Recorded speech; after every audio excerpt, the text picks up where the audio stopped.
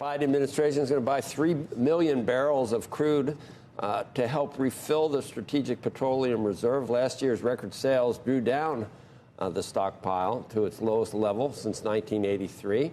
Join us now, Amos Hochstein, Special Presidential Coordinator for Global Infrastructure and Energy Security.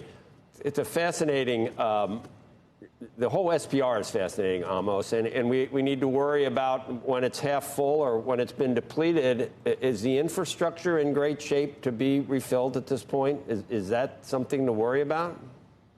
Well, good morning, Joe, and you're right. We should be keep being concerned about the SPR and making sure that it's a strategic asset that we can continue to use.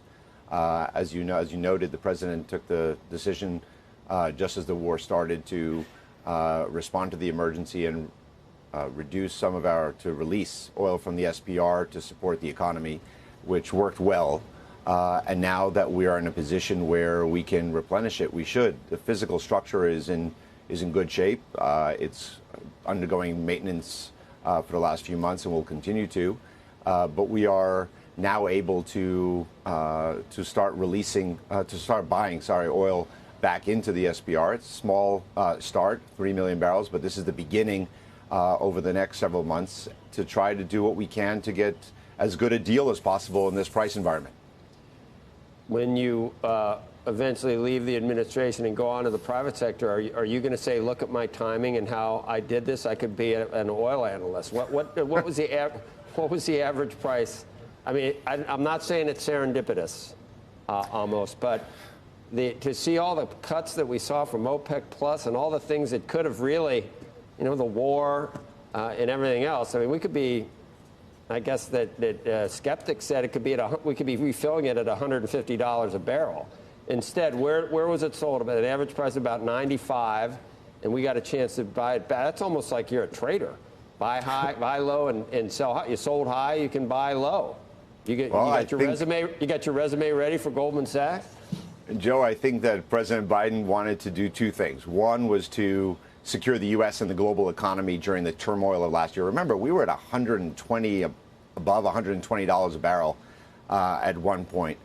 We took a number of decisions. The SPR was only one of them, but to really make sure that to bring down inflation that we're seeing now, that was, really oil prices and which affect food prices were really affecting inflation rates. We brought down the price of oil and price of gasoline and electricity and food for the consumers.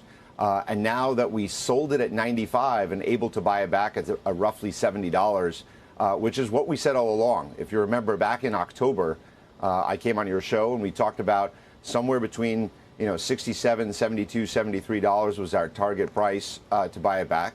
It took us a little longer because Congress mandated us to sell oil actually this year. So we have to complete that sale, which will take still a few more weeks or several more weeks to complete. And once we're done with that, we're able to start buying. We have to make sure we're doing it in a way that is safe and for the SPR itself, and make sure that we're good stewards of that infrastructure. But this is the beginning, and later this year we'll continue to buy more and significantly more than that into next year. But I just want to note, before we ever started releasing oil from the SPR, we were mandated by Congress to sell over the next several years 140 million barrels. And we worked with Congress to void that mandatory sale. So in effect, we pretty much have bought back 140 out of the 200 or 180 to 200 that we released. So I think we're trying to do this at as good a deal as possible for the American people, and selling at 95 and buying at 70. I think that is as good a deal as you can get. So how far do you have to go at this point to get back to what we would say is an optimal level? How many barrels? How many million? Well, I think earlier this year we talked about over the next year buying in the 60 million. I think the Department of Energy talked about buying another 60 million on top of what we're doing now. I think that we have to make sure we have the financial resources to be able to continue to buy. We'll work with Congress on that. And I think that we should make sure that we are at a level that can address future disruptions. What we've learned is that we have the SPR for a very good reason. We need to use it, keep it there, to use it in cases of emergency and to safeguard the U.S. economy.